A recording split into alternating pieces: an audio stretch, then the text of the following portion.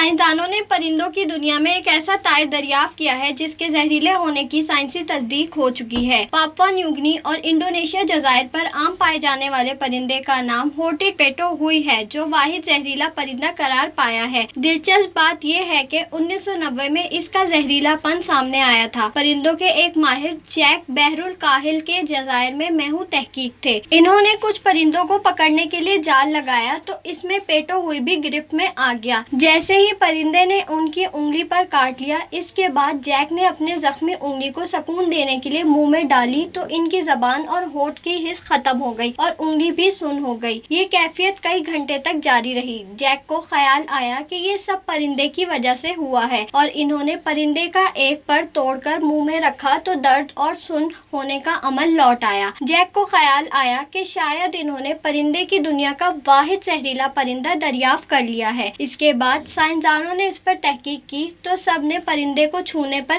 تکلیف اور جلن کا احساس کیا۔ مقامی افراد سے پوچھا گیا تو انہوں نے اسے کچرا پرندہ قرار دیتے ہوئے بتایا کہ اس کا گوشت بھی بدبو بھرا ہوتا ہے۔ اس کے بعد سائنسی تجزیہ کیا گیا تو پیٹو ہوئی کے پروں سے زہر دریافت ہوا۔ اس میں بیٹا کوٹوکسن نامی نیورو ٹاکسن دریافت ہوا جو اعصاب میں سوڈیم آئن کے بہاؤ کو روکتا ہے، یہاں تک کہ BTX دل کی دھڑکن روک کر موت کی وجہ بن سکتا ہے۔ اس کے بعد پیٹو ہوئی کی جلد میں بھی زہر کی ہلکی مقدار دریافت ہوئی، لیکن اس کا خود پرندے پر کوئی اثر نہیں ہوتا۔ یہ پرندے ایک طرح کے زہریلے بھنورے کھاتے ہیں اور وہیں سے زہر ان تک پہنچتا ہے، لیکن اس پرندے کو زہر سے کیا فائدہ ہوتا ہے، اب تک یہ معلوم نہ ہو سکا۔ تاہم خیال ہے کہ اس طرح پرندہ کیڑے مکوڑوں اور جوؤں سے دور رہتا ہے۔